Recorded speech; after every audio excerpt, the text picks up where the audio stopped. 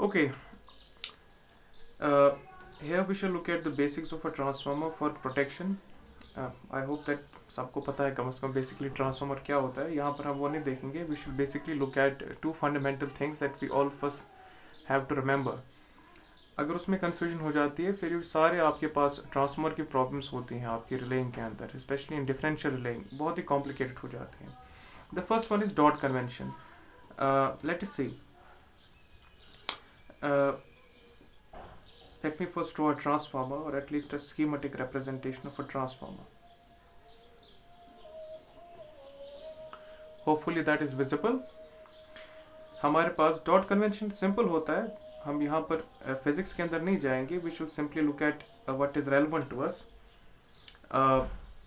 Dot convention ये बोलता है कि हमारे पास जो ट्रांसफार्मर होता है उसके जो करंट्स होती हैं उनकी रिलेटिव पोलैरिटीज कैसी होंगी. सो फॉर एग्जांपल, अगर ये current is I1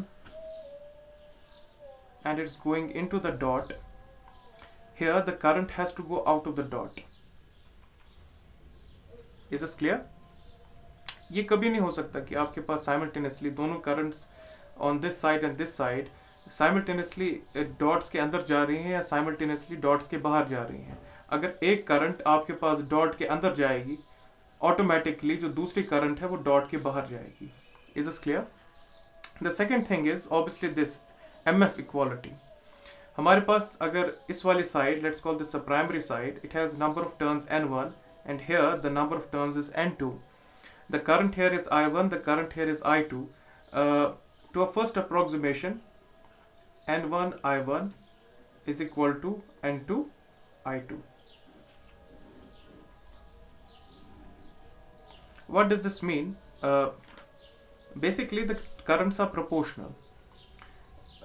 Immediately we can see if either of the two currents is equal to 0. So if I put I2 is equal to 0, this automatically implies and is implied by I1 is equal to 0, because if I put I2 is equal to 0 on the RHS, automatically LHS becomes 0. So if either of the two currents are 0, automatically the other current is equal to 0.